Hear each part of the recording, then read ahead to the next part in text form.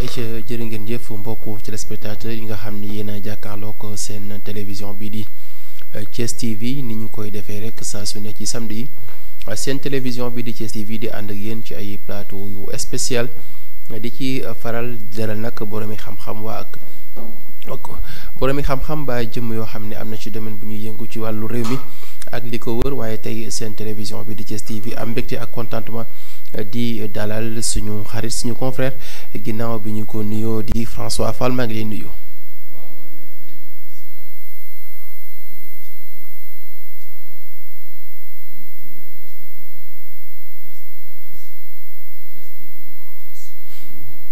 ayca jërëjëf comme ni nga ko waxee aussi ñu am mbégte tamit di fi dalal Moussa Ba nekk ci mouvement ànd Soppi Thiès Moussa maa ngi lay nuyu.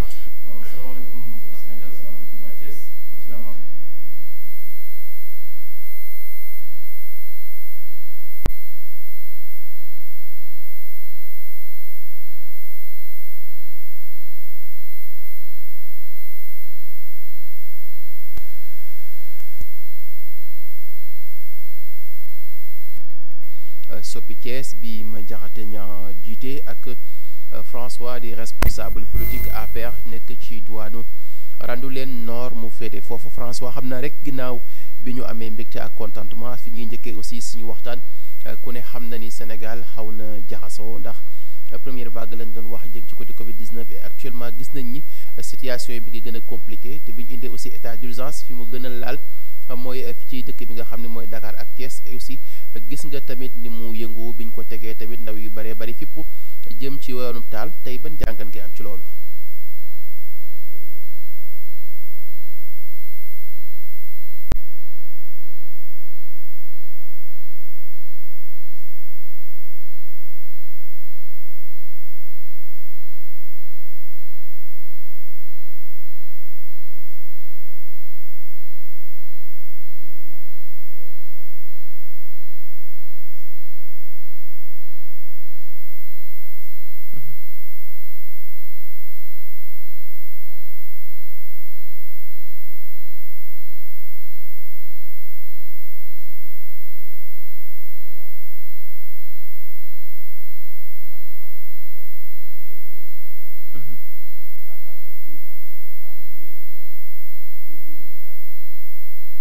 yaakaar ci yow.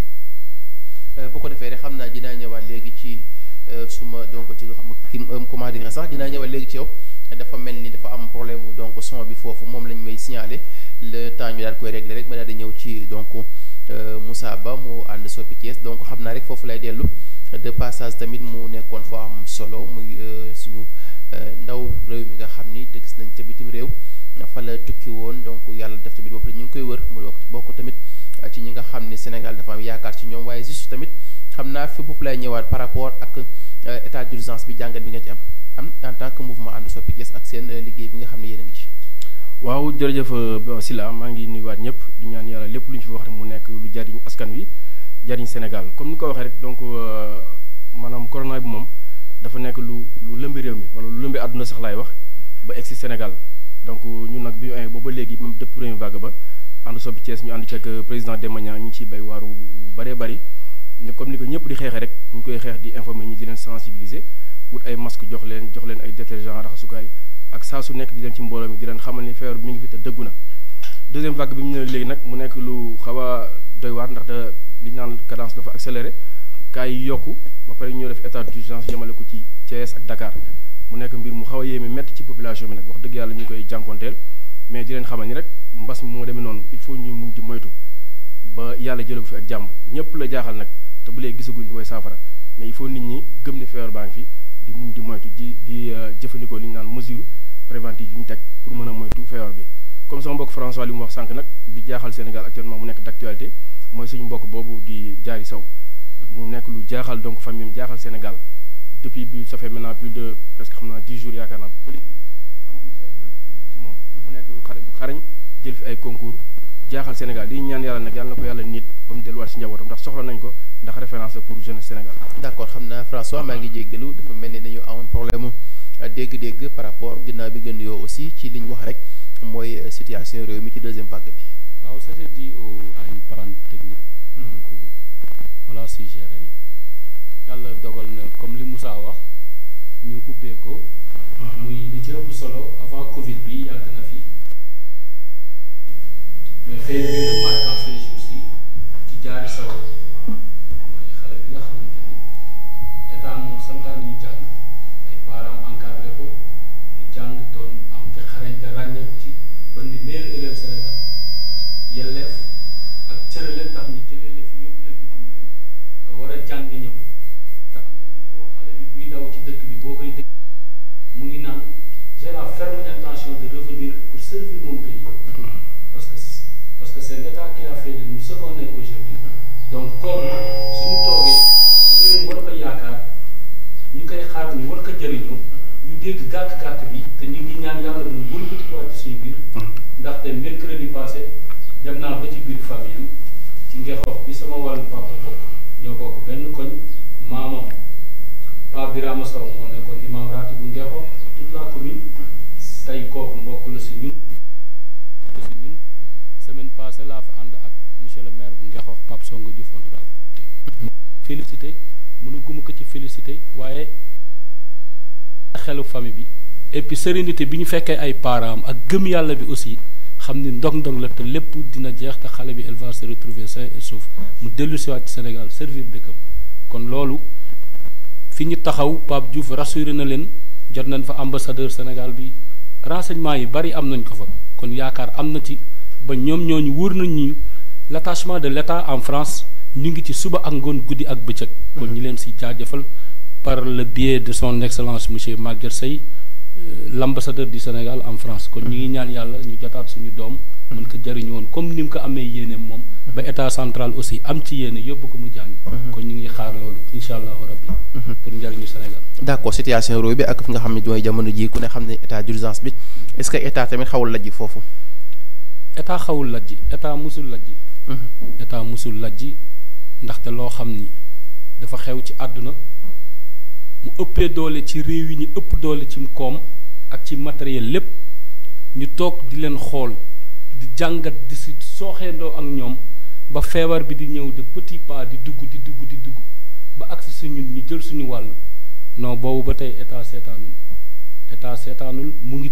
ci lépp lu war ci feebar bi ñu ngi ciy taxaw c'est aux gens et aux jeunes suñu moroom yi ñu comprendre xam ni ku ñu tëjloo sa boutique telle heure c'est dû à quelque chose décret la moo tëjloo nit ñi mais du volonté wu kenn ñu ni kenn bul dox à telle heure doxal à telle heure liberté boobu nit ñi dépassé nañ ko mais nag c'est dû à un phénomène et phénomène bi mu ngi fii muy cette Covid là nga xam ni kenn mënu koo séntu te réew yi ñu ëpp koom ëpp ñu stabilité sociale et financière su ñoom la gën a yëngu te ku xool résultat yi am tey jii nga déglu ko dinoo di nga gën a tiit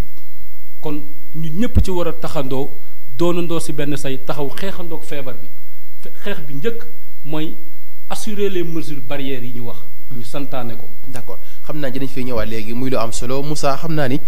ba tey dañuy des rek ci li jëm ci côté donc jàngoro ji mais tey est-ce que tamit am na foo xam ne du xaw a doy waar ndax quel que soit alpha biñ nee feebar bi ñëw na bien vrai que état am na ay responsabilités mais état bu fekkoon ci domaine bi dafa jël waa ka docteur yi santé ñu jiital leen ci communication bi ci liggéey bi est-ce que tey li tax ba tey askan wi mënuñu nangu ndax tout récemment ñu ngi dégg ay vaccin fi na ko dégg mais askan bi ay ñaar ak ñett ngay dégg ñu accepté la plupart aussi da nga ciy gis sax certaines donc kàddu yoo xam ni un peu da nga koy jàppee sabotage te nit ñi di ko wax est-ce que bu fekkoon maanaam est-ce que bu fekkoon ca tàmbali ba la ñu njëkk mooy jël lépp jox ko ñuy yëngu ci wàllu santé communiqué yi ñu koy def ndax quel que soit alpha ku docteur jox ordonnance la dindi ko mais est-ce que xawul raxtu ci politique ba tax askan bi am fu ñu ko jàppee ba Sénégal mënul avancer ci li muy xeex. waaw merci beaucoup Sylla loolu moom damay wax que ni foofu moom état pour man état échoué na en tout cas sa politique donc de communication pour man parce que communication bi comme ni nga ko waxee bu ko bàyyi woon ñi nga xam ni seen xel màcc na ci wàllu faj nit ñi seen xel dina dal comme ni nga ko waxee léegi fii fi nga daaneel ku feebar day dem seeti docteur moom mooy fajaate donc état foofu mënoon na bàyyi ñi nga xam ne ñoom ñoo war wàllu woo nañ ko doon defee ci première vague bi nit ñi en tout cas gën a gëm ni feebar baa ngi fi ak ni ñuy jëlee mesures yi mais bi man je pense que état dafa ci xaw a précipité da ci dem ak gaawtu boo xam ni dafa dem jaaxal nit ñi moo tax finalement lépp la chamboulé nit ñi dañ tiit jaaxle donc récemment vaccin bi ñuy wax noonu moo tax nit ñi instant bi dem nañ ba amatuñu confiance on dirait ci ci gouvernement bi pourquoi pour man parce que c'est une mauvaise mauvaise donc communication pour man mais suñ ko bàyyiwoon ak ñi nga xam ne mooy seen wàll ñoom docteur Sidi ak ñoom ñooñu suñu waxoon je pense pour man nit ñi dinañ gën a donc appréhender donc feebar bi gën a approprier en tout cas la communication gën a jël en tout cas seeni mesures mais même boo jëlee nu mu tudd état d'urgence bi ñu jël nee pourquoi mu yem ci Thiès ak Dakar donc y a problème tout ça pour man état communication bi en tout cas dafa ko précipité pour man xaw na la ji foofu. waroon na bàyyi en tout cas daal ñi nga xam ne ñoo ko yelloo ñu def ko askan wi déglu leen mën a jël en tout cas seeni mesures pour ñu espérer. d'accord monsieur Fall aussi foofu la parce que tey bu fekkoon dañu gis benn docteur boo xam ne mooy def communiqué yi dinañ ko gën a mën a bàyyi xel mais boo xoolee aussi. résultats yi doon am yëpp donc ministre yi ñoo koy joxe ou bien ay responsable politique est-ce que loolu aussi xawul indi lu jiixi jaaxa. non loolu man dama koy contre man loolu duma ci ànd parce que Covid bi mu amee ba tey tout revient à l'État central parce que la santé revient à l'État c'est le ministère de la santé en tutelle dans ce gouvernement qui est en charge de cette pandémie. Et bu ñu toogoon tey di bàyyi les médecins toujours ñuy def les communiqués di feeñ toujours. Les gens vont dire que ni état dafa seetaan bàyyi. non attends désolé non attends je vous donne mon avis. bàyyi ma joxal suma xalaat depuis le début de cette pandémie ba tey bu ñu sañoon mu yem fii l'état est en parfaite coopération avec le secteur de la santé ci fànn yëpp ci communication bi ni muy jàllee chaque jour on entend les gens du secteur de la santé ñoom ñooy génn rapport yi chaque matin. depuis kañ. depuis ba mu tàmbalee. kan moo doon wax bu njëkk. ñoom ñooy wax. sëy ñu ngi wax non ku doon wax. am na ñeneen ñuy wax. non kan moo doon wax. waa léegi xoolal bi ñuy tàmbali. non kan moo doon wax non. François non ku doon wax François. mais ñëpp a ngi wax. ministre bi moo doon wax. waaw mais ñu ngi wax waa santé ñu ngi wax. le professeur non neel ministre bi moo doon joxe résultat yi. attends mais nangu ñu avancé. c'est une organisation rek. c'est la santé et ces médecins qui parlaient dépendent de ce ministère donc le ministère de la santé s'il communique d'une manière générale pour le Sénégal. Il a l'habilité de parler il gère la santé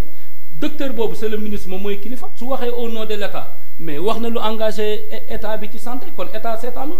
ils sont en collaboration en parfaite collaboration te lii ñuy wax nii waxu mbedd la mais bu ñu demee dans le secteur de la santé on ñoom xam na ni état ànd na seeg ñoom boobu ba tey ñu ngi bokkandoo ak ñoom en parfaite collaboration ci lii te fii gis nañ fi waa santé jóge fi dem ba Gambie di leen former ci Covid bi ñu leen di dimbali gis nañ ñu jóge fi dem ba Burkina Faso pas yàggul dara état bi ji le président de la République à sa propre personne jàppale na waa Guinée-Bissau te waa santé le déplacé yóbbu mais ñun gisaguñu kenn ku jóge ci biti ñëw ni moom moo ñuy faj ñun ñi fi am waa santé bii ñoom la ñuy jaajëfal ñoom ñoo ñuy faj ñoom ñoo ñu taxaw te ñoom ñooy communiquer ak ñun. d'accord non c'est-à-dire kon mënuñu wax leneen loo xam ne amu fi c'est que xam nga François foog ñu nangu fenn ba tey suñu biir waxtaan ku ne xam na ni waa santé dañ leen di remercier ndax xam nañ ni Sénégal ñi mu am ci yëngu ci loolu ay jàmbar lañ ak suñuy professeur mais quel que soit alpha d'accord dama la koy nangul mais jàpp nañ ni aussi état est-ce que du lëm ci dugg ba jeex tàkk ak ay ministres am te aussi boo xool li ci ëpp nañ ko nangu bi ñuy tàmbali les responsables politiques de l'APR du genre kenn ku ne aussi yaa ngi dem quelque part jël sa benn 3 à 4 personnes jaar fii gauche à droite jox masque est-ce que sabotage boobu aussi taxul tey que askan mi ñu baree bari. ah non c'est là non. taxaw di dimbali askan nañu sabotage. non c'est-à-dire askan wi ñoom ñoo soxla su ma nee sabotage mooy. waaw alpha est-ce que deuxième vague bi kenn yëngu na. nit ñaa ngi continuer di dimbali nit ñi. comme ñan. est-ce que yëg nga ko yow. comme ñan. mais gars yaa ngi ci seen i ruq tey gisoo image yu Habib Niang yi fël tey jii di dimbali les étudiants Thiessois kenn ku mais cela ne veut pas dire que ni chaque responsable ce qu'il fait dans son quartier ou dans son fief il va vous appeler pour vous dire que ni cela je suis dans mes actions tel pour cette Covid les gens sont en train d'aider ces gens-là il faut qu'on respecte ces responsables politiques qu'on dit là ñu ngi dimbali nit ñi ci li ñu mën ba ñu tàmbalee ba tey ñu ngi dimbali nit ñi Covid bi am na fu mu tàggatembee ci nit ñi te xam nañ lépp te ñu ngi koy bokkandoo ak nit ñi kenn tëjuwu ci nit ñaa ngi génn di dimbali te bu dee en cercle de Covid li fi xew ci Thiès ci Covid bii si sa ci histoire Talla Sylla beeg waa ñu daaraam yooyu loolu xewul feneen Sénégal mais c'est un politique. il est du pouvoir. waa ñu daara léegi les ministres sont là. léegi ils ont aidé les gens. waa ñu daara fan la mujj léegi responsable boobu. non attends léegi waa ñu daara fan la mujj léegi. non loolu yoruma rapport C'est un fait. Je ne suis pas membre de la mairie, du conseil, je ne fais pas partie du cabinet du maire. On m'a habilité leeral ci lenn. Mais geste bi laa gis ma rafetlu ko di ko saluer. Xawma nu mu mujjee. lu ci xew xawma. lu ciy mefe mais njariñ bi acte bi c'est un acte à saluer. Et les Thiessois l'ont salué. Et nekkuma fi yor bilan élogieux bu Talla Sylla mais acte laay saluer ci nit. Acte boobu moom la des gens de l'opposition di ko magnifier Thiès di ci dimbali ay nit, des gens du pouvoir di ci dimbali ay nit. Kon loolu c'est à féliciter, c'est à remercier venant de ces personnes de bonne foi. D'accord. Ok, ñu continuer bu baax xam naa bu jógee foofu aussi fi ñu ñëwaat rek mooy ba tey ci li nga xam ne donc mooy Covid 19 bi beneen jàngat bi ñu ci am gis nañu aussi président Macky Sall bi mu demandé état d'urgence bu toll ci fukki fan ak ñaar jàpp naa ne aussi tey ñi ngi dégluwaat kàddu bi nga xam ne war na koo yëkkati ñu dem aussi ba ci biir ku ne xam na ni lim am assemblée nationale dafa doy sëkk mais ñu dem aussi ba mu cay laajaat yeneen kàttan pour ñu dooleel ko assemblée est-ce que tamit xawul tey xel est-ce que du plan bu Macky Sall di préparer pour élection 24 yi ñëw ou bien ndax ku ne xam na ni bu dee majorité am na ko lépp lu mu bëgg assemblée mën na ko am mais aussi bu demee ba am yeneen ñu mu fay laaj est-ce que tamit amul beneen stratégie bu mu bëgg teg. waaw Sylla merci beaucoup d'ailleurs sànq François fi mu nekk noonu dama koy xamal ni première vague bi ni ci gars yi impliqué woon deuxième vague bi demul noonu te comme manque de sérieux ba pour man quelque part mi ngi ci parce que comme li nga wax on sent pas pour man on sent pas les autorités moo tax population bàyyi ko complètement dañ ko waroon jàpp jëkko du sérieux nekk ci di jàppale askan wi jàppale en tout cas ci xeex bi bon d'ailleurs moo tax nit ñi amatuñ confiance pratiquement ci même les communiqués là ko wax léegi vague même les masques les gens ne le mettent plus parce que amatuñ confiance en tout cas ci communication boobu noonu par rapport ak bi nga wax noonu pouvoir yi ñu yokkal Macky Sall tey na xel nit ñaa ngi koy wax parce que bon nu mu tudd majorité mécanique bi mu am noonu tey na xel en tout cas dem na xam nañ déjà bi muy dem dinañ ko yokkal ak pouvoir amoon na ay pouvoir déjà ci première vague bi donc ñu tey ñu yokkal ko yeneen pouvoir pour man quelque part tey na xel mais bon pour man rek ñun en tout cas ànd Sopp Thiès fi ñu féete mooy ñun on est du côté du peuple nañ delloo lépp askan wi l'essentiel intérêt supérieur askan wi pour man moo war a tax a jug kenn ku nekk donc en premier lieu muy le président Macky Sall xam ni askan wi njëriñ bi mooy nañ leen en tout cas jox confiance wax leen exactement lu xew dalal seen xel fexe xeex fi en tout cas faire bu jóge fi mais loolu noonu ces pouvoirs là parce que trop de pouvoir pour man dans une république dans une démocratie pour man ça rend peur quoi quelque part on dirait que même peut-être il y a des non-dits parce que tey lu assemblée waroon habilité la donc moom tey ñu jox ko Macky Sall pratiquement tous les pouvoirs maintenant on va peut-être lu ñu naan attendons voir lundi je pense que bientôt dina waxaat ñu xool après fan la jëm lu ñu naan li ci kanam raw lu bët mais en tout cas ñun pour l'instant en tout cas tey na suñu xel. d'accord François gis nga tamit coow li nga xam ne bu fekkee tamit ndaw réew yi dem nañ ba amatuñu baat lépp jox leen ko yëpp président kon ñoom ñu doon seen liggéey. waaw lu ñuy rafetlu la ñuy jaajëfal le président de la République son excellence monsieur Macky Sall ci wóolu gi nga xamante ni moom la ko sénégalais yi wóoru te gouverner c'est une stabilité te stabilité mooy gouverner te boobu ba tey ñu ngi ciy ànd ak moom xaddi wuñ ci mu ciy nekk ak ñoom yoraale yërmande askan wi aussi nekk ci muy doon yitteem di ko doxee saa su ne donc loolu dañ ko ciy féliciter et cette modification par rapport à cette loi 69 du 29 avril 1969 c'est une modification qui a été passée tout récemment à l'Assemblée et les députés l'ont applaudi et loolu lan la indi li ci gën a yomb mooy ñu mën ko wax nit ñi mooy président ni mu war a téye cette Covid là mu war ko téye ci état bi ñu nekk il a parlé aux Sénégalais yi que ni c'est une catastrophe naturelle donc loo xam ni lu am la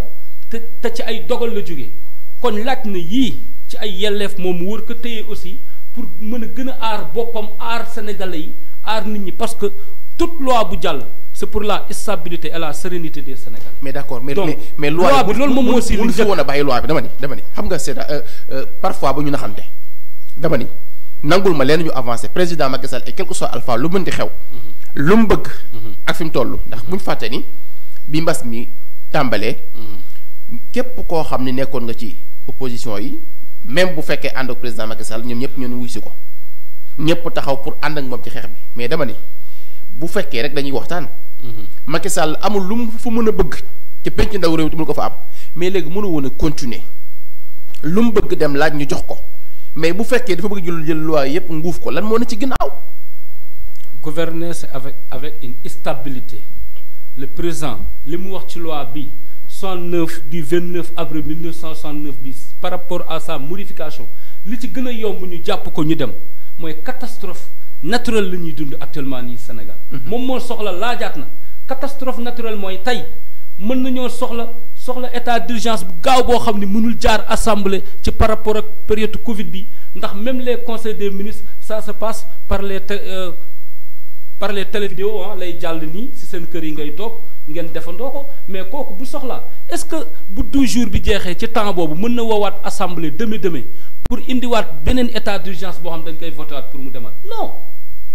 mais loolu moom moo ñu mën a indil catastrophe naturelle boobu noonu ñu mën a dund mais ñu jox président les pouvoirs qu'il faut comme ça ñun ñu mën a dem continuer nekkaat ci terrain bi xeexandoowaat ensemble cette Covid moom mu dem taxaw sur le plan diplomatique sur le plan administratif li mu war a gérer moom mu gérer ko ak stabilité sociale ñun ñëpp ñu nangoo coopérer xeexandoo feebar bi mu jóge fi jeex na. d'accord man tey moom François ci benn côté comprendre wala mais quel que soit Alpha moom li ci ëpp daal ci njàngat da ngay xool ni lii doo xam foo ko jàngal mais quel que soit Alpha lu mënti xew nañu jiital intérêt Sénégal xam ne aussi Sénégal moo ñor bu ñu jógee foofu tamit dañuy ñëw rek ci beneen donc yaa ngi koy wax léegi mouvement ànd soppi Thiès bi le président Madiakhaté Niang donc nekk ngeen yàgg seen activité politique et ku ne xam na ne aussi tamit seen vision bokk na ci aussi vers les élections donc locales yi ñëw te ba tey kenn xamagul kañ la te dégg nañ aussi yenn information yi nga xam ne donc peut-être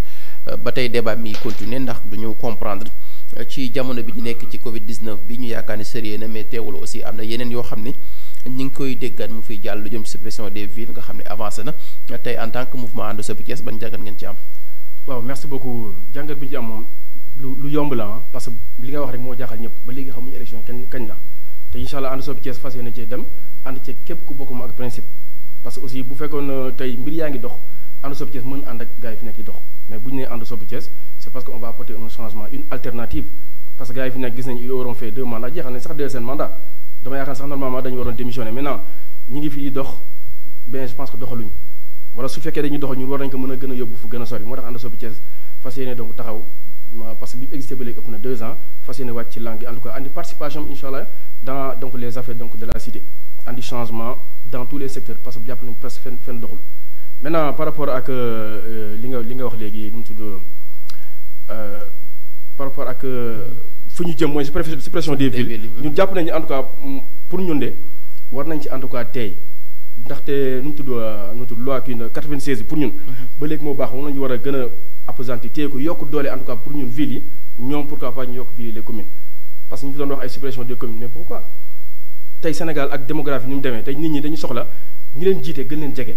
jox leen en tout cas delloo li ñu moom mais ñun gis ñu pour ñun suppression ville war na mën a nekk pour moom war nañu mën a maintenir loi 96 boobu doxal gën a yokk ville yi doole ñu mën a jàppale donc les communes askan wi di toujours di jot en tout cas ci service état bi. d'accord xam naa aussi foofu lay ànd ak yow François. par rapport ak li nga xam ne donc wax nañ ko muy ville nañ fexe dañ ko supprimer.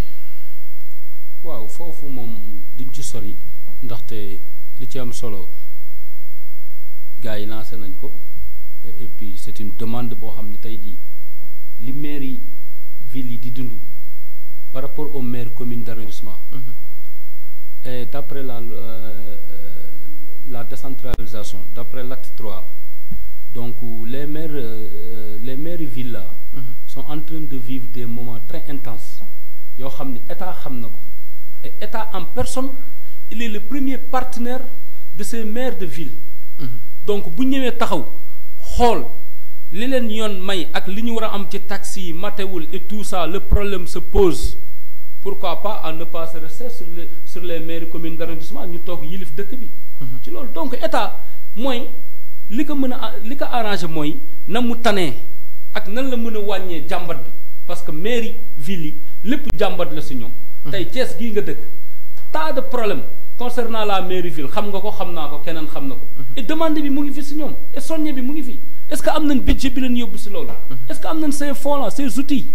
lu leen mën a ressourcer financièrement ñu mën a taxaw régler problème boobu. kon bi état taxawee war a dimbali ñun ñi stabilité askan wi aussi la bëgg a indiwaat qu'on se retrouve sur les maires communes d'arrondissement et puis ñu continuer l'échiquier communal sur ces 3 communes ñu dem continuer nekk si jàmm ni yooyu état bi am jàmm mairie ville bi am jàmm mairie commune d'arrondissement yi toog doxal ñu continuer si. d'accord mais aussi tamit ci benn côté daf may xaw a jaaxal boo nee mairie ville amul budget de fonctionnement ku ne xam na ne aussi mairie ville bi am na budget de fonctionnement. waaw mais aussi mairie ville xaas ba fay jaar war na mu am lu war na mu am fu mu feeñ ci réew mi. am nañ budget de fonctionnement. mais dama ni jàmbat bi jóge si ñoom di ñëw ci état moo bari. mais attends xam nga. dafa diis si état est-ce que tamit du galgal politique. non parce que amul lu làqu ci ginnaaw. non mais mënul nekk lépp lu président taxaw di def ñu ni galgal politique non on ne doit pas politiser tous les moments à la politique. La politique ne doit pas se reposer sur tous les moments de vie ou d'intense sur la politique non loolu mënul nekk. loolu mënul nekk le président a ses conseils et ki taxaw di jiite réewam demande askan wi ñu jox ko il a les hommes qu'il faut à la place qu'il faut il a les conseils qu'il faut. Il faut aussi une très bonne stabilité président bu sañoon dina tëdd ba guddi du dégg kenn yuuxu ni jotuma président bu sañoon dina tëdd ba guddi du dégg tailleur bi ni mairie bi yoreel na ma tant de millions. loolu gënalu ko. mais ñi ko mën attan ko yor budget boobu nañ leen ko dem ñu continuer stabilité am ci ville bi am ci ville yëpp am ci Sénégal jàmm ni ñooy président gouverner tranquillement avec sa stabilité. d'accord léegi suñu jàmm ñi. d'accord léegi aussi bu ñu demee ba lépp lu ci wàllu ville jóge fi léegi nag après maire lu ñu leen def léegi ville yi léegi. ban considération la ñu am. non foofu manque de considération jógewu fa. dama attends bu fekkee dañu c'est-à-dire que dañu suppression des villes. waaw léegi bu fi ville di jógee. léegi liggéey bi ville doon def ñenn ñoo koy liggéey léegi. non si vous amenez considération rek. waaw day mel ni manque de considération. d'accord ok c'est bon d'accord maa ngi jégalu foofu acca. donc le mot considération n'a pas d'accord sa raison d'être là-bas. d'accord léegi. kon léegi maire ville yi léegi. lan mooy nekkat seen liggéey bi maanaam bu ñu dindee maire ville bi. léegi ban taxawaay la ñu war a amaat. mais communes yi ñoom ñooy gérer et chacun gère ses communes ñu renforcer say pouvoir. renforcer sa budget ñu dem. d'accord c'est bon ayca bu ñuy jógee foofu tamit dañ ñëwaat rek fu am solo xam naa ni foofu ci yow lay ñëw ku ne xam nañu nag donc ci wàllu politique yàgg nga ci xam nañ la ci ñu gis aussi donc ngeen di liggéey ak Pape Siré Dia donc nekk aussi responsable politique bu APR en même temps aussi nekk PCA bu. fi nga xam ne aussi bind nañ ko bu baax a baax donc mais problème bi ñu xaw a jaaxal mooy ku ne xam na ni moom bokk ci Benno Bokk Yaakaar tey jàpp nañ ni souvent bu ñu demee élection yi jëm ci wàllu local soit mën na am foofu mais ñu gis aussi ay jeunes am def benn déclaration ni Pape Siré Dia doon na candidat ci élection locale yi di ñëw est-ce que tamit foofu mu xawul am tuuti lu xaw a jaxasoo dafa mel ni tamit kàddoom daf koy jël di ko jiital avant président di wax. waaw avant ñuy tàmbale foofu ci wàllu politique di dugg foofu je tiens aussi à féliciter suma mag suma xarit le président Maodo Malick Mbaye gëm sa bopp pour son engagement et sa détermination ak li nga xamante ni moom la mujjee organiser à Dakar le forum du Sirit à qui moi j'en faisais partie des rares personnes yi mu invité à Thiès. Ces invités à Thiès si je ne me souviens même pas c'était le premier jour ñu lancé waat benn décret ci affaire Covid bi. donc ñu wàññiwaat invitation yi. et ces invités à Thiès ne valaient même pas de 50 personnes j'en faisais partie avec le président de la République et la cérémonie s'était déroulée à Dakar. ma koy féliciter le président Maodo Malick Mbaye mi nga xam ni moo dirigé woon Sirit représenté leen fii Sénégal. donc il y avait toute la délégation africaine et internationale. ñu décerner le prix du forum prix bu président ñu jox ko Macky Sall le président Macky Sall pour le dialogue et la stabilité en Afrique ñu décerner ko mooy féliciter le président Maodo Malick Mbaye de son engagement en cela. Avant d'y entrer aussi en politique je félicite aussi le président Abdou Mbow de sa nomination. d'accord loolu ba monsieur bi jeex voilà am nga lancement de temps après nga remercier ñoom ñëpp. avant ñuy dugg Siré Dia on a aussi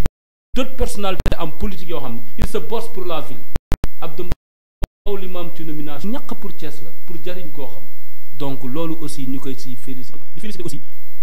l'arrivée de Idrissa Seck aux côtés du président de la République comme en tant que président du Conseil économique et social et environnemental. Et tous les nouveaux ministres, je parle de Dr Ndiaye, de M. Yankoba Diattara et de tout le monde. Voilà. Ok, c'est bon. Inch'Allah. Voilà. Donc, loolu aussi lu am la ci côté Siré Dia ma koy nuyu sama mentor en politique nga xam ni moom mooy indi APR. jàppale ndaw Thiès yëpp tey ji li mu fi def ci histoire ci politique jeex na jeexul ma naan jeex na lu rëy la lu fi dul jug loo xam ni saa yu nit yeewoo ak pas boo dox ci dëkk bi teg ci sa tànk touche du bois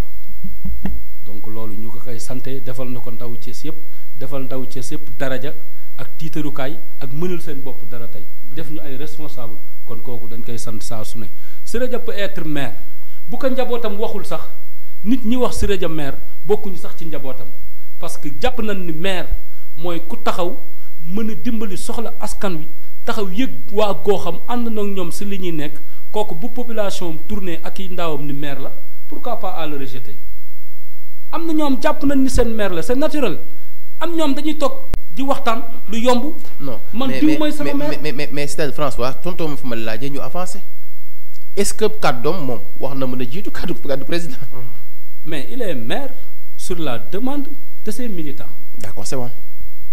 il a posé sa candidature. déggoon nañ fekke nañ ko. jeex na. candidature am nee na candidat la moom la ñuy xaar ci terrain bi te bu ñëwee taxaw ñu ànd si ak moom ci candidature am boobu te dëggal nañ ko nangul nañ ko boppam te it jëf na ci dëkk bi loo xam ni fu ko neex jaar fu ko neex taxaw wax ni lii laa ci dëkk bi tey. d'accord am na solo xam naa rek mu ñëwaat ci Moussa ànd Soppi Thiès tamit xam naa ni seen activité boobu tey par rapport ci côté politique fan ngeen ci toll. waaw merci beaucoup Pape Sylla boobu ba léegi ñu ngi dox wax naa la sànq ànd Soppi Thiès aura bientôt 3 ans bi ñu créé ak léegi 5 janvier passé la ñu fêté suñu 2 ans parce que ñu ngi defoon suñu lancement le 5 janvier 2019 boobu léegi ñu nekk ci terrain bi di liggéey parce que ànd Soppi Thiès yaakaar naa kenn dootu ko laajati ak son président Demba Niang ku nekk nit ku social ku disponible koo xam ne en tout cas il est toujours donc aux côtés de la population et de la jeunesse ñun nag lu ñu apporté mooy benn alternative lañ apporté alternative citoyenne ànd Soppi Thiès comme suñu tur mouvement parce que su li ma wax sànq rek su mbiri doxoon ñun mën nañ ànd ak ñoom mais parce que doxul moo tax ñun ñëw andi beneen alternative ku wax alternative nag di nga soppi andi changement teg leen ci loxo en tout cas population mooy lan une véritable gestion de proximité jegale askan wi en tout cas li moom boobu léegi nag on est sur le terrain ñi ngi massifier ñi ngi donc wax ak askan wi di leen informer di leen xamal lan mooy exactement solo maire mooy commune parce que nit ñi on dirait Sénégal dañu xaw a ñàkkal fayda donc comme élection ay municipal xamal leen ni moom mooy fi nga xam ne état mënu fa egsi donc mu teg fa ay nitam wala en tout cas ñi bokk ak gox bi taxaw incha allah jiite leen fâché leen en tout cas faj seen i jafe-jafe ànd Soppi Thiès loolu ci loolu la nekk boobu ba léegi informer nit ñi def ay activités citoyennes loolu Sénégal yaakaar naa léegi ñëpp leer na seen bët beneen bi activité politique di wax ak nit ñi ak di xool képp koo xam ne ànd Soppi Thiès bokk na ak moom ak principe mu ànd ak moom incha allah nekk ay xar kanam yu yees nag taxaw ci incha allah pourquoi pas bopp maire yi taxaw liggéey askan wi exclusivement askan wi parce que aussi boo seetloo ñi fi nekk moo tax naa sànq def nañ 10 ans mais franchement gisuñu lu concret. non parce que non ci loxo population bi loolu laa nagul dégg parce que nag ku ne xam na ne quel que soit alpha. que maire yi nga xam ni de manière générale ñu ngi ci commune yi kenn ku ne aussi d'après moyen maigre yi nga am aussi am na loo fa def parce que tout récemment boo xool le maire Pape Bassirou Diop y a temps yoo xamante ni donc bari na inauguration yoo xamante ne ko sur plan social ak éducation yoo xamante ni aussi mën nañ ci teg loxo. mais loolu Pape Sylla dafa des pour man waroon nañu def lu ëpp boo jëlee maire yi Thiès nee nañ moom mooy xam ni presque deuxième commune en tout cas dans la région de Thiès mérité woon lu ëpp loolu même maire yi man j'entends mal ñu naan amuñu ay moyens maigres mais les moyens ça se crée bu ñu la joxee donc nu tudd municipalité commune état da lay jox après yaa wut yeneen partenaires loo ci yokk ak xool exactement naka ngay doxalee sa budget parce que le budget deux fànn la y a le budget d'investissement ak fonctionnement mais gars yi investissement pour man bon dañ koy léser au détriment lan du fonctionnement mais li ñu leen jox nañ ko delloo ci askan wi parce que fu état mënul egsi la gis nga les compétences transférées nañ ko doxal delloo ko ci askan wi yëg ci boppam ñu di ànd Soppi Thiès loolu lañ gëm nañu incha allah bu ñu ko gérer ànd ceeg en tout cas yeneen nit ñi bokk ak ñun ak principe mën nañu apporter beaucoup plus donc la population waxuñu defuñu nag mais dañ ne suñ ko yóbboo point A ñun mën nañu ko yóbbu pourquoi pas point C point D parce que donc les ambitions sont là les idées sont là fii lañ jàngee ku mel ni xarañ mel ni président Demba Niang a beaucoup d'idées am na lu un programme assez fourni bu mu teg ci loxo population bi incha allah bu ñu fi yàlla tegee ak ñu war a mën a àndal dinañ changer en tout cas les choses parce que ñu seen bopp. d'accord fi Thiès toll tamit xam nga aussi nga nekk responsable politique ci Randoulène Nord donc aussi jàpp naa ne ci commune bi aussi ngeen féete yàgg ci li nga ci wàllu politique mais tey njàngat mi nga am ci wàllu politique surtout Thiès ak aussi orientation bi nga ci joxe. waaw lu ci ëpp am solo mooy doxalinu Thiès depuis l'accession du président Abdoulaye Wade à la magistrature suprême ba tey yàlla dogaloon na ni Idrissa Seck mooy maire. moo yor tous les pouvoirs locaux dans cette ville ba tey jii ñoo ànd mais pouvoir local bi fi nekk pouvoir am la te ñun dañoo taxawoon xëccoo ko ak moom mu gañe ko ba tey jii ces hommes ñoo taxaw di diriger am na benn instant Thiessois yëpp ñëpp jug nañ ku ne doon nga candidat yi bari les déclarations se multiplient les gestes se multiplient ba ci geste Covid bii ñuy wax sax première phase bi la participation massive de ces candidats là mu gënoon a dimbali Thiessois yi sax erroné loolu ñu am ci en denrée quelque chose en nature wala appui parce que moment boobu c'était doxantu candidat yi la woon ci phase boobu ah oui qu'on le dise mais actuellement nii depuis l'arrivée de Idriss Seck dans le gouvernement candidat yi rangé nañ kon lay fekk si nga ma. attends j'arrive non xaaral ma ñëw xaaral ma ñëw non nee ma fekk si naa la fekk si nga ma. xaaral ma ñëw maa ngi déglu. je peux défendre toute idée que je développe ici je peux défendre encore une fois cela toute idée que je défends que je parle ici man kenn moom tey candidat yooyu yëpp absentéisme ci terrain bi wàññi nan te pourtant moment boobu ñoom ñëpp dañu jugoon ku ci nekk ci commune bi nga nekk di dégriner sa maire de commune d'arrondissement bu fa nekkoon taxé ko tous les noms te loolu askan wi bëggoon ci ñoom amuñu ko moo taxoon diw mënoon a génn doon candidat diw mais mën a génnaat doon candidat ku ci ne ci sa commune respective nga doon fa candidat dégriner leen tey aussi y a la symbiose y a l'entente mais dégriner tuñu maire yooyu et lu ànd mën a am aussi bu ñu fàtte ni ñi fi nekk maire ñun gënal nañu man je le dis je suis membre de l'APR et ñi fi nekk maire man jàpp naa ni gënaluñu man ak ña ko doon wax bu njëkk te bokk ci parti bi wala bokk ci yeneen i mouvement nañ génnaat ñu waxaat loolu parce que on doit changer le système de gestion locale. Exactement. Et ce pouvoir-là c'est resté sur une tierce personne pendant des années au détriment des Thiessois. gisuñu xamuñu gisuñu seen njariñ yëguñu tiñu mais aussi attends est-ce que tamit foofu le président Macky Sall amu ci part de responsabilité. non baal ma yeggale. non parce que quelque soit alpha bu fekkee tey Thiès dafa amoon ay bàyyi faanaam comme ni ñu ko waxee Covid 19 bi. ñu fi nekkoon ñu miin leen ci terrain bi xam leen ñuy ñafe di jàppale askan bi mais bi Macky Sall demee bay fal ña ngeen boot di woon ñoom la fal vrai ou faux. yow laay déglu. dama ne ña ngeen boot di woon doo leen xas doo leen wax liggéeyuñu tey Macky Sall ñoom la fal. yow laay déglu. waaye pare naa ci. Macky Sall Idriss Seck préparé wu na dugg ci gouvernement bi jox na ko lim koy jox mu nekk pour une stabilité mu wax fi dëkk bi toll pour des raisons ñëw na jàppale ko nangul na ko rakkam ñu ko ciy féliciter di ko ci remercier te mu doon lu sincère te ànd boobu ñu ngi ñaan mu doon lu sincère lu war a jur ay njariñ économique ni mu ko waxee sur le plan économique yàlla na ko yàlla doon te gis nañ ministre am tàmbale Jatara mu ngi liggéey mu ngi commencé nekk ci terrain bi di liggéey mais loolu bokkul être dans le gouvernement ak la gestion locale bokkul dama ni ñi jugoon bokk APR amoon oraaw taxaw ni maire commune d'arrondissement yi fi nekk gënaluñ ñu nañ ñu fi jóge ñu changer leen parce que il ne gère pas la gestion de la cité normalement ñooñu nañ taxawaat waxaat loolu bàyyi ko seen xel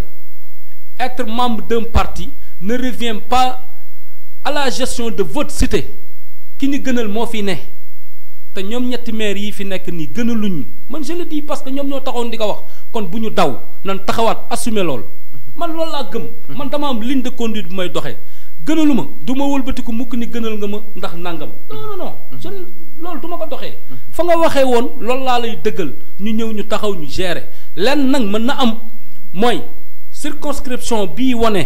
mooy mënatuñoo dem Thiès élection locale ou municipale ou élection législative te àndandoowuñu ak ñoom je pense que dinañ àndandoo ci jàmm je pense que aussi suñu demee ba war a defar liste yooyu ba war a taxawaat gérer Thiès ñun gëm-gëm ba ñu am ba ni Siré Dia matal nga ñu candidat dana ñëw taxaw ko ci moment boobu ci scène boobu taxaw ni leen ànd nan waaye terewul Siré Dia mi mooy suñu candidat loolu lañ gëm. parce que yàgg naa taxaw di jàppale askan wi. ñu def ko beneen commune ba consensus am ñu taxaw changé parce que le moo war a indi changement bi mooy sagam ñu ngi toog di bàyyi les 3 maires d' arrondissement et la mairie ville reviennent au réew mi rek ñoom ñoo téyewaat et cette même gestion doit être changée au niveau local ba pare muy door a continuer di dem ànd bi gën a neex loolu ci ànd bi lay demaale. d' accord muy lu am solo Moussa dégg nga aussi jàngat bi fa mel ne aussi Sénégal xaw na doy waar ci loolu domaine. waaw doy na waar trop man dinaa ko nangul fenn sax fi mu ne gestion locale parce que la gestion locale nekkul gestion centrale te comme ñooñ franchement def nañ ay mandat wane wuñ en tout cas li leen fi tegee mais ça doit changer li mu wax peut-être gars yi nañu amaat courage génn waxaat pour waxaat seen i candidature en tout cas ànd Sobi Thiès moom est prêt en tout cas pour aller aux élections pour dëggal boppam way ñëw andi changement parce que franchement ñun gars yi fi ne comme ni nga wax gestion locale ba tey réew moo fi nekk deux mandats durant ñi ngi fi mais pour ñun dañu tële parce que doxaluñu askan wi gis ñu seen bopp en tout cas ci gestion locale bi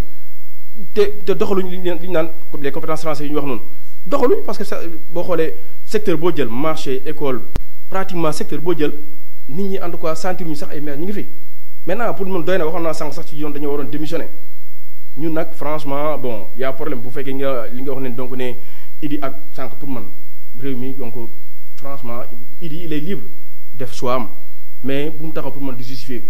parce que tamit il faut comprendre que nit ñi jeunesse bi dañoo am bëgg a def politique mais def ko autrement mais tey avec sa trempe ñëw taxaw di justifier wu pour ñun loolu en tout cas sali wuñ ko maintenant nag il est libre def son choix et tout d'ailleurs ñun on se demande seen compagnonnage mais loolu ñoom la mais ñun en tout cas les nouvelles têtes là dans l'entonnoir politique fas yéene nañu dëggal suñu bopp en tout cas ñëw taxaw samp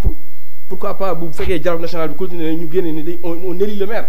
bi ñu élu ñu xam ko xam ni kii liggéeykat la yàgg na taxaw askan comme ku mel ni ma jaxata ña dama ñaa yàgg na ko def même avant muy bëgg a postuler ay candidature bu ñu dee ba toll ci ñu mu àndal bu ñu tey ànd Sobi Thiès toogee waxtaan ak ñu ñuy àndal samp ne moom la ñu war a def maire ñun incha allah boo nañu ànd ak moom ñu fas yéene incha allah liggéeyal askan wi encore une fois askan wi ñoo soxla ndimbal gars yi bàyyi politicien bi fi nekkee parce que aussi seen pour mun seen collaboration ñuy def nii ñun en tout cas doy na teel a xel si ñun quoi pour nit ñuy doxee en tout cas teel na suñu xel APR ak réew mi récemment voilà ak yeneen compagnonnage ñu en tout cas on a besoin du 109 li ñu koy waxee ñoo xam ne fas yéene en tout cas ñëw liggéeyal askan wi ñu yëg ci seen bopp te ànd Sobi Thiès ci ligne dynamique boobu la nekk te tout le temps incha allah ci lay nekk ba keroog ñu xam élection yi kañ lay nekk incha allah. waaw côté boobu li ma ciy wax rek mooy que boobu frère Moussa Ba. pour vous dire que stabilité bi am Thiès tey ak li fi président Macky Sall liggéey mu wane ni carrément ci bilan am Thiès jariñ na Thiès soxal na ko te wóolu na ay nitam mu fédéré lépp tey le réew mi et la paix à Thiès tey mu nekk ñu bokk ndey bokk bàyyi muy doon lu rafet donc ñu siy demee tey ci siège boobu vous avez l'obligation de venir ngeen ñëw ci loolu parce que waaw amul leneen lu mën a supérieur loolu parce que ki fi nekkoon di gagné dëkk ñun peut-être man xawma sax Demba Niang vraiment en toute sincérité man yàgg naa ci plan politique j'ai fait toutes mes activités jeunesse à la politique peut-être xawma Demba Niang mais xam nga politique loolu daf ci am ci ay moment dëkk boo dem am ñetti at yu ne am na ku war a génn pour ses intérêts personnels ou bien pour benn activité bu mu mën a dóor mën a génne bagage port wala nangam doon candidat ci dëkk def pression à l'état ñëw dugg fii moom gis nañ politicien bu ne tàmbale yuuxu dem ci mouvement citoyen retourner appartenant à un parti politique mouvement citoyen revient toujours ci parti politique lay wërsine mouvement citoyen boo fi gis fii rek ci parti politique yi la ñuy wërsine balaa muy xat ngeen ñëw ñu àndandoo defarandoo liste yi àndandoo jàppalante parce que fii y a pas d'action citoyenne ou d'acte ou démarchement d'un citoyen bu ñu mën a wax fii. si non attends am na non si am na non attends ma wax la. d'accord deux mouvements pour taxaw am la prérogative taxaw être reconnu nga taxaw am say récépissé yëpp nga war a mën a ñëw taxaw ci état ci sa gox taxaw di xeex pour bëgg nga ni naa jiite jël politique bi teg fële ak acte citoyen boo ko jiitalee rek teg politique amul ala kuliali ci politique ngay mujjiwaat parce que boo demee attends parce que boo demee ba boo demee ba soxla di laajte di dem vous avez les mêmes rôles et les mêmes prérogatives que ce responsable fu mu financé nga financé fu mu wootee tee débat nga woote tee débat fu mu meetingee nga meeting kon gisatuma acte citoyen bu ñu war a mën a ñëw taxaw ñun ñëpp on est des citoyens ñun ñëpp on est engagés pour la bonne cause pour faire marcher notre ville et notre pays c'est la citoyenneté avant tout donc dina am benn moment nag des gens sortent de leur propre intérêt yor seen benn 10 millions ou 15 millions sur compte bancaire taxaw mën a lëre askan wi wala seen personnage dem su wur jeexee au retour boo ko laajtee ñu ni la bokk na ci parti X loolu lañ leen di bañal ñëw leen ñu àndandoo ñu defarandoo dëkk bi amandoo les intérêts communs xam ni dëkk bi tey li fi nekkoon ci pouvoir local Idriss Seck moo ko yoroon tey ànd na Seck pouvoir bi ñëw am ngeen ci rôle nit nag mënoon ni da ngaa gën a bëgg sa dëkk que ki newoon opposition di xeex mënoon ni da ngaa gën a bëgg sa dëkk que ki yor le pouvoir central di gérer mais ñun ñëpp bëggandoo dëkk bi et vous avez l'obligation de venir qu'on est ensemble ñu dem ñu mën a xam intérêt yi là où se situe kenn ku ci ne mu mën a dem parce que la politique personne ne le fait sans son propre intérêt am na loo xam ni monsieur Niang waxu ko te xam nga ko te waxoo ma ko am na lu ma xam loo xam ni peut-être xam nga ko te duma la ko wax mon frère François je suis désolé mais li nga wax noonu ça nit ki boo ko xamul na ko laajtee mais Demba Niang il est tout propre bi ñu duggee ci politique yàgg na diriger ay association et autres peut-être yow yaa ko xamul mais Thiès xam nañ ko ndax fa mu nekk di liggéey muy trésor nekk fa donc responsable jiite na fa syndicat avant loolu nekk na ci conseil régional de la jeunesse conseil départemental communal de la jeunesse ainsi de suite kooku dafa rampé ñëw en tout cas pour apporter en tout cas une alternative nekkul koo xam ne benn suivis la wala ñëw pour politique jiital intérêt non du tout intérêt commun la jiital ànd ceeg waa ànd soppi Thiès muy nit ñoo xam ni dañ ànd ak ñoom sans condition des gens dévoués ñu ànd pour dëkk Thiès kenn gënu leen bëgg Thiès dëkk Thiès juddoo Thiès yowoo Thiès màggee Thiès réussir Thiès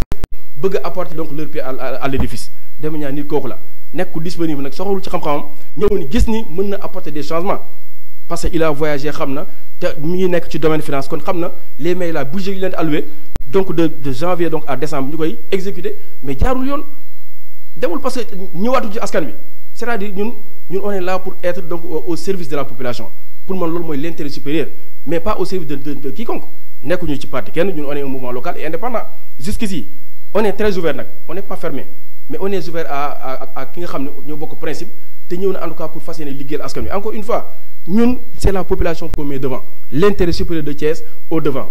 Demba Niang nekk un Thiessois boo xam ni pour man kenn du ko laajte mais j'ai été surpris bi nga ne xamoo ko parce que c'est un homme social un homme disponible ki nga xam il est sur le terrain mi ngi en tout cas sur tous les plateaux di wax en tout cas lan la bëgg a proposer Thiessois yi Thiès actuellement pour man dama naan Thiès est malade Thiès ku koy changé mooy les Thiessois Thiessois nag ñoom ñi ngi xool di gis xam nañ su ëllëgee incha allah kan la ñu war a rafal mais je pense que Thiès a besoin des hommes nouveaux pour apporter des changements parce que ñi fi nekk François mon frère 2 mandats loo ci deful 10 ans après mais la nga ciy def après yéen ñi fi nekk mais vous avez vu xam ngeen bu baax mu demee maintenant vous êtes ensemble attendons voir les locales naka lay demee mais ñun en tout cas nous sommes pas fermés dañuy ànd ak ñoo xam ni il apporte en tout cas des changements pour changer les choses surtout ànd soppi Thiès noonu lay doxee mais nekkuñu si ginnaaw kenn voilà nekkuñu à la merci de quiconque Demba Niang est clean comme ni ñu koy waxee ñëw nekk un jeune Thiessois un jeune en tout cas ambitieux qui est prêt pour travailler en tout cas pour sa population il faut être dans la vie il faut être utile à sa nation être utile donc utile à sa localité commencer par le commencement Demba Niang fi la juddoo fi la yaroon nit ñi xam nañ ko xam nañ baax kan la taxul ci lent en tout cas am na ay ambition pour goxam te fi lay commencer incha allah dina leer bientôt ànd soppi Thiès di ngeen ko gis. utilité moom. utilité si on parle d'utilité. on ne peut pas être utile beaucoup plus utile dans cette ville que Siré Dia. Celui qui a fait 2000 emplois à Thiès personne n'ose parler l'utilité devant une personne que Siré Dia loolu mënul nekk. et je vous dis le social ne se fait pas par les mains propres nit ki doo ñëw taxaw ni j'ai un mouvement damay def social. tey génne woo non François le social se passe par des actes. Il n'est pas le seul à le faire. François a fait le social. Non, par rapport à quoi? Tout le monde fait le social. S'il vous plaît, François, mais aussi comment respecter quel non, à quelle fin? Et les rôles ne se diffèrent pas. Mais à quelle fin? S'il vous plaît, Moussa. François, c'est-à-dire quel que soit alpha kenn ku ne nañu respecter am lu ñu respecter nit ki. lu mënti xew ku ne am na lu ñu la war respecter. politique la mais ki am mouvement politique am la. waaye jëf même les jëf aussi non c'est-à-dire que jëf Siré Dia mënul yamandoo loolu aussi bu Siré Dia toogee ak ma jaxate ña après ña koy gérer. voilà mënul nekk jëfu Siré Dia mënul yem ak jëfu keneen. jëfu Ndeye Tické Ndiaye mënul yem ak jëfu keneen jëf Maodo Malick mënul yemul jëf keneen jëf Abdou Mbow parce qu'ils sont là avec l'état central ñu jox leen ñu wàcce ko ci ban xaalis ils sont là avec l'état central dañuy liggéey di ñàkk di dem avec quel moyen avec quel moyen demande lui Demba Niang non avec quel moyen non avec quel moyen Demba Niang il n'est pas seul il est avec des gens dévoués ñoo xam ni da nga naan dañuy ànd ak ñoom sans condition tout le monde di def le minimum en tout cas nécessaire fépp fu ñu leen wooyee mais yow li ngay wax ni ak Siré Dia loolu moo xew fépp en tout cas ñun loolu moo xew fépp ñun moom c'est poste d'emploi yoo xam ne état attan na ko mu feeñ ci boîte wëlbati ko jox ko doomu dëkkam kon kooku kenn mënu kaa jaajëfal kooku rawu nga jaajëf donc fayul à sa propre poche c'est l'état qui paie et ces postes là sont demandés par l'état service tel na am poste nga jël jox sa doomu ñan la fa dugal wëlbati ko beneen tas ci Sénégal ñan la fa dugal en tout cas feeñ ci population bi de ñan la fa dugal doomu dëkk ay militants des Thiessois de bon temps maa ngi nii toog supporter de bon temps yaa ngi ci moom ñu ngi sant yàlla bu baax yaa ngi ci moom maa ngi ci moom ay ca dafa mel ni ñu amoon ci waxtu du mu amoon ci waxtu mat na sëkk xam naa ñu am mbégte lool ak suma ñaari invité yi donc François di bég lool ci dalal bi ñu dalaloon tey xam naa rek ñu bàyyi la nga daal di tàggatoo. waaw may tàggatoo di remercier mon frère Moussa Ba. merci di sant bu baax di remercier aussi